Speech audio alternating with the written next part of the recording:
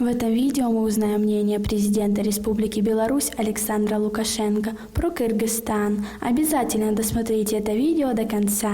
Лукашенко отмечает хорошую динамику в отношениях Беларуси и Кыргызстана. Лукашенко заявил, что Беларусь всегда была и остается не просто партнером, а другом Кыргызстана. Он выразил надежду, что аналогичную политику будет проводить и руководство КР. Мы придерживаемся доброй повестки дня в отношениях. Любые ваши просьбы, предложения, замечания немедленно будут рассмотрены правительством и мною. Мы всегда отреагируем, заявил президент.